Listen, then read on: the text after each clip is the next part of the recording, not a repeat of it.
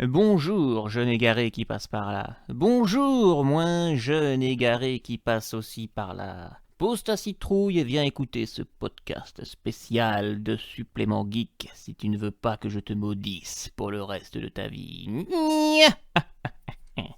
Bon, vous l'aurez compris les potes, c'est un épisode spécial Halloween. Et donc le format ne sera pas vraiment le même que d'habitude puisque je vais vous parler aujourd'hui de lectures pas si récentes mais en rapport avec la peur, l'horreur, l'hémoglobine et les ténèbres. Dans cet épisode, on va donc parler de Neonomicon, de Hideout, de Masasumi Kakizaki et de Scream de Wes Craven. J'espère que vous êtes bien installés et on commence tout de suite avec Neonomicon. Neonomicon, c'est un comics d'Alan Moore. Alan Moore, Watchmen, V for Vendetta, Killing Joke, etc. C'est sorti le 25 octobre 2013 chez Urban Comics Indies. Je vous dis tout de suite, histoire de planter le décor, Neonomicon, c'est l'interprétation que fait Alan Moore sur une partie des œuvres de Lovecraft, notamment Cauchemar d'Innsmouth, où en fait quelque chose d'encore plus cru et dérangeant. Alors c'est pas écrit par Alan Moore seul, puisque Anthony Johnston prête sa main à l'écriture, enfin en tout cas à l'adaptation. C'est mis en image par Jason Burrows, qui a travaillé sur le Providence d'Alan Moore quelques années plus tard, mais qui est surtout connu pour le comics très violent Crossed de Garth Ennis. Garth Ennis qui avait aussi fait Hellblazer. Aux couleurs, c'est Juan Mar qui s'y colle, qui a l'habitude de travailler avec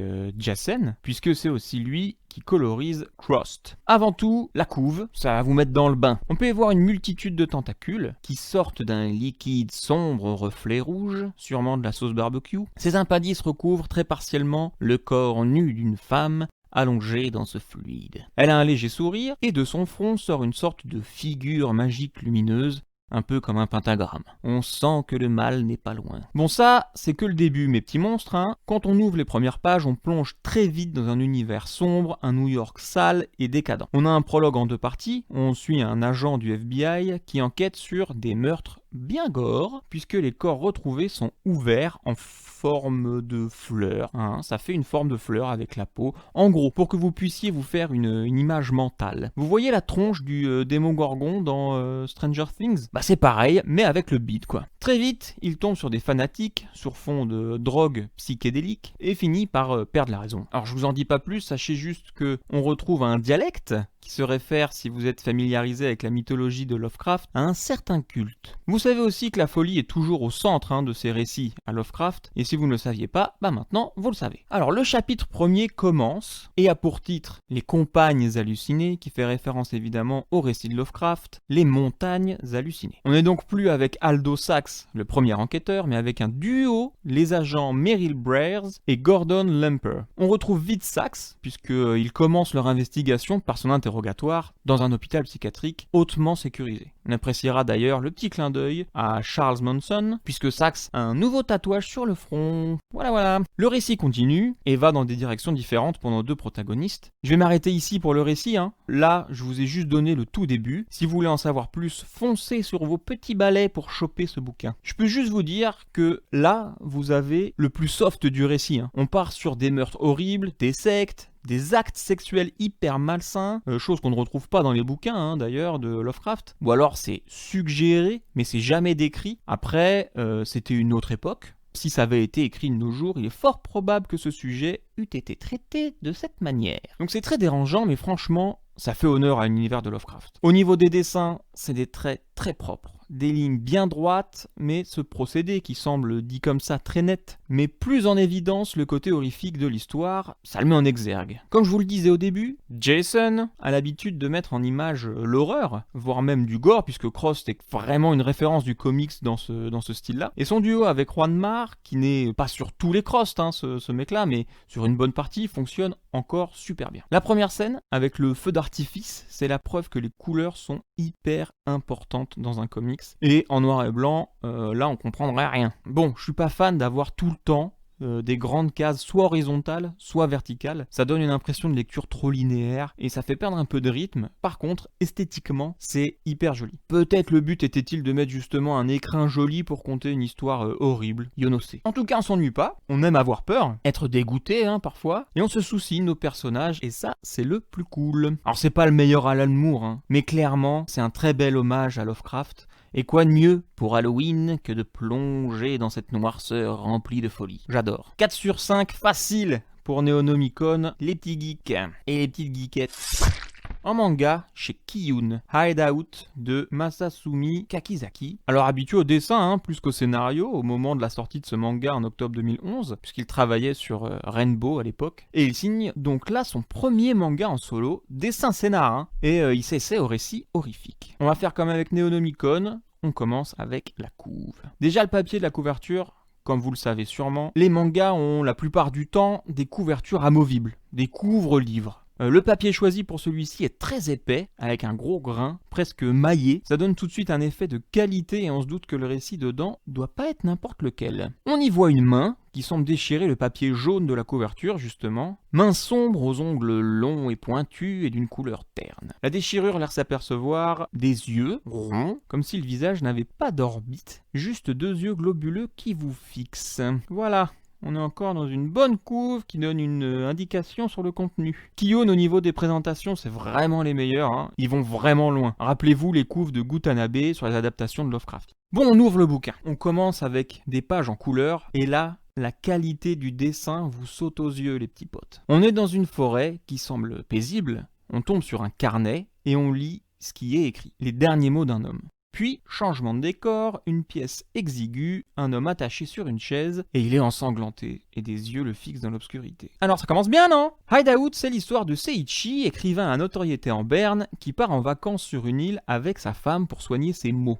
Leurs maux. Parce qu'on sent rapidement que ça va plus entre eux, et que ce voyage sert à panser leurs plaies. Lors d'une escapade dans les bois, tout tourne mal. Seiichi prend la décision de tuer sa femme. Commence alors un jeu entre eux, du chat et de la souris, et mieux vaut ne pas être le petit rongeur dans ces moments-là. Ambiance pluie battante, cirée, lampe torche et clé à molette. Leur course-poursuite les amène jusque dans une grotte, très sombre, et Miki, la femme, se retrouve donc acculée face à son assaillant. À partir de là, Seiichi commence à comprendre qu'il n'est pas seul dans cet endroit, et voit de plus en plus d'apparitions, des choses tout aussi macabres que ce qui l'a emmené dans ce lieu isolé et rempli de noirceur. Il y a peut-être un autre chasseur qui attend sa proie dans cette caverne. À qui sont ces yeux exorbités qui scrutent dans l'obscurité? Alors c'est clairement pas révolutionnaire comme récit, par contre, une histoire simple, même avec un sujet déjà vu et revu, s'il est bien fait, bien narré, bien mis en page, ça peut donner un chef-d'œuvre. Et c'est le cas ici. L'auteur nous montre tout au long de l'histoire, via des flashbacks, pourquoi on en est arrivé à une telle extrémité. Pourquoi Seiichi est arrivé là où il est, et pourquoi il est si haineux. On passe donc du présent sombre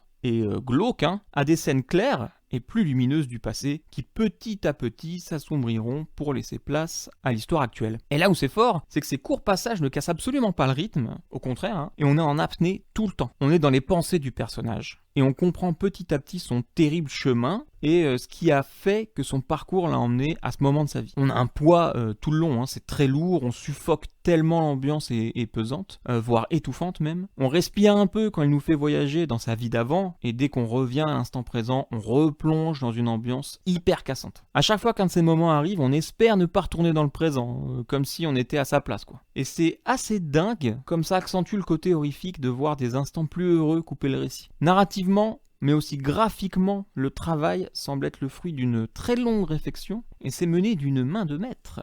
On peut lire sur les visages de la colère à la tristesse, en passant par le désespoir et l'amour. Voilà, encore un génie qui s'est destiné à raconter une histoire, quoi. On perd pied avec l'anti-héros, et on tombe dans ses déboires sans jamais avoir le temps de se reposer. Finalement, dans cette histoire, on ne sait plus qui est mauvais ou pas, et qui sont ceux qui ont gardé leur humanité, et ceux qui ont sombré. Vous l'aurez compris, c'est pour moi sans doute le meilleur manga horrifique que j'ai jamais lu. C'est pas un genre très répandu après dans ce milieu. Il fait figure de modèle pour qui voudrait se lancer dans ce style qui est pas assez développé à mon grand désespoir. 5 sur 5 pour ce Hideout. Il fait partie des mangas que je garderai dans ma bibliothèque jusqu'à la fin. Ma maison brûle, c'est un des premiers que je rachète, je vous le dis. Et au ciné, bon alors pareil, là j'ai pris une valeur sûre. Bon là tout le monde connaît. Cinéma, pour un bon Halloween. Scream de Wes Craven, sorti... Il y a un bail, mais bon, quoi de mieux que Scream pour Halloween, du sang, un déguisement marquant, de la peur, de jeunes idiots, on adore. Alors j'imagine que vous connaissez, mais on va faire comme si, hein. Donc c'est un film de Wes Craven, on l'a déjà dit, sorti en 97 chez nous, en 96 aux États-Unis d'Amérique, avec Neve Campbell, Courtney Cox, David Arquette, Drew Barrymore, Rose McGowan et bien d'autres. Le casting aurait pu être tout autre, hein, puisque Reese Witherspoon avait été approché pour jouer le rôle de Sidney, Freddie Prinze Jr. pour jouer Stu, et Joaquin Phoenix pour jouer le rôle de Billy. Bon, à l'époque, il n'était pas très connu. Drew Barrymore, qui joue la première victime, devait aussi jouer le rôle de Sidney Prescott, mais elle a décliné le rôle parce qu'elle avait beaucoup de choses à faire, et c'est à elle qu'on doit cette scène d'intro, puisqu'elle a soufflé à Wes que si elle mourait au début du film, sachant que c'est la seule à avoir une notoriété plutôt balèze en 96, hein, le public serait choqué et se dirait que c'est un film dans lequel tout peut arriver. Bien joué, Drew. Donc le scénar de Kevin Williamson, hein, soit dit en passant. On est à Woodsboro, petite ville paisible de Californie, et le calme de cette ville est à nouveau mis à mal suite au meurtre de 2 lycéens, Steve et Casey, joués par Drew Barrymore. C'est alors que le tueur essaye de s'en prendre à Sidney Prescott, encore une lycéenne, hein, et dont la mère a été tuée quasi un an avant. C'est joué par Neve Campbell. Mais celle-ci arrive à s'en tirer et le méchant Ghostface va donc s'acharner sur sa proie et s'en prendre à son entourage pour l'atteindre. Le bourreau prend un malin plaisir à jouer avec ses victimes, notamment en leur posant des questions sur le cinéma d'horreur. Et si la réponse est mauvaise, vous avez compris. Non ? Bon bah... Sid ne sait donc plus à qui elle peut faire confiance puisque tout le monde est un potentiel assassin, que ce soit son petit ami Billy, son père qui est parti depuis quelques jours, sa meilleure amie Tatum qui est jouée par Rose McGowan ou son frère, le shérif adjoint Dewey, David Arquette qui rencontra Courtney Cox dans ce film pour se marier et rester ensemble jusqu'en 2013 quand même, hein. Une journaliste intrusive, donc Courtney Cox, qui n'a pas peur de se mouiller pour avoir un scoop et a lourdement pesé sur la vie de notre héroïne. C'est un peu un Cluedo version moins de 16 ans quoi, trash et sanglant. Ce qui est vraiment bien dans ce film, c'est qu'on a peur bien sûr, mais aussi qu'on est amené à rire. En fait, il se moque du genre dans lequel il s'inscrit. Le tueur reprend les codes des films connus pour effectuer ses méfaits, hein, comme le masque, même si il est nouveau ce masque. On n'oublie pas que Jason, il y en avait un, que Michael Myers, pareil, même Leatherface, il a un masque. Donc là, c'est de la caricature. Il fait plein de références à des films, du même réal parfois, hein, et s'en inspire tout en faisant la satire. D'ailleurs, petit truc sympa, hein, dans le film, Wes Craven, papa de Freddy Krueger, fait un petit caméo bien coolos, et je vous laisse le trouver. Vous avez déjà un indice. Et je fais un clin d'œil, mais comme c'est un podcast, vous ne le voyez pas. Ce côté un peu sympa et moqueur n'enlève pourtant rien au suspense, et on se demande vraiment qui est le tueur. On change d'avis assez souvent d'ailleurs, hein, et ça c'est la preuve que c'est vraiment très bien écrit et très bien mis en scène. Bon, la photo a mal vieilli, je trouve, mais elle fait partie de son époque, et dans 10-15 ans, on trouvera peut-être ça charmant. Allez savoir, hein. Là c'est juste passé, à mon avis. Les personnages sont tous aussi délirants que possible, hein. Wes a bien compris qu'il pouvait grossir les traits au max pour nous perdre et nous faire croire que le tueur peut être n'importe qui. Finalement, notre seul repère, c'est Sidney. Elle joue l'innocente ado et reste dans ce rôle du début à la fin. C'est la seule à peu près normale du film, et donc on s'y attache, et l'effroi est accentué à chaque fois qu'elle risque sa vie. C'est donc, pour moi, hein, le meilleur film à regarder à Halloween, grâce au jumpscare, aux rêves ciné, aux persos, aux costumes, aux litres de sang, hein, 200 litres de sang pour être exact, aux scènes cultes, surtout celle d'intro et celle du garage, et je peux que vous le conseiller si vous voulez passer une soirée effroyablement sympa. Un bon 4,5 sur 5. Voilà, pour Scream. Après tout,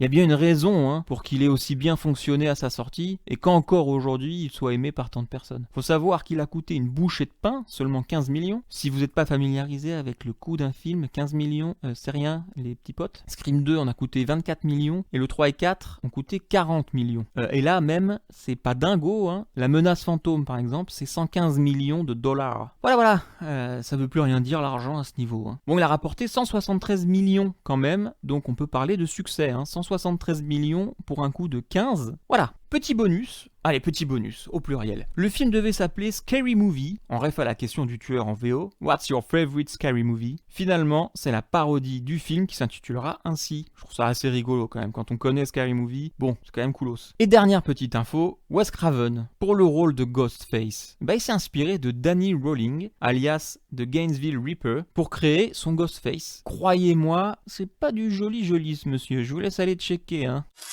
Voilà les potes, je vais finir par une petite reco, un compte Insta bien cool à aller voir. qui s'appelle Bizarre Face et qui reposte les créas les plus étranges et dérangeantes. C'est toujours des portraits, souvent horrifiques, toujours malaisants. C'est sombre, c'est méga bien fait et on se rend compte du nombre de gens que le genre horrifique inspire. Il y a un peu de tout, du monstre à la tête difforme aux yeux révulsés, au fantôme sans visage, en passant par Winnie l'ourson qui mange un enfant. C'est gore as fuck, comme dirait l'ami Hughes, et il y a du talent dans chaque poste. C'est de l'art, version trash. Vous découvrirez donc des artistes de dingue, et vous regarderez les différentes œuvres avec effroi, et c'est ce qu'on aime en cette terrible période d'Halloween. Je mets le lien dans la description. Voilà les petits monstres, on arrive à la fin de cet épisode spécial. On se retrouve très vite, très vite même, puisque cet épisode va sortir en même temps que l'épisode 6, qui reprend un format plus classique. Vous pouvez retrouver le podcast sur Deezer, Spotify, Apple Podcast. Il est toujours sympa de mettre 5 étoiles pour améliorer le référencement sur Apple Podcast, les petits potes. Encore un clin d'œil que vous voyez pas. Et sur plein d'autres plateformes de podcast. Sinon, c'est disponible sur YouTube. Je suis également sur Insta, à supplément.geek, ou sur Twitter,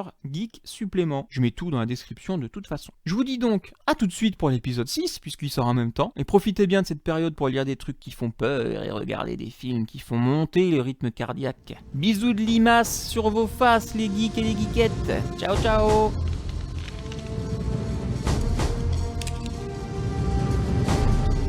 Hasta la vista, baby.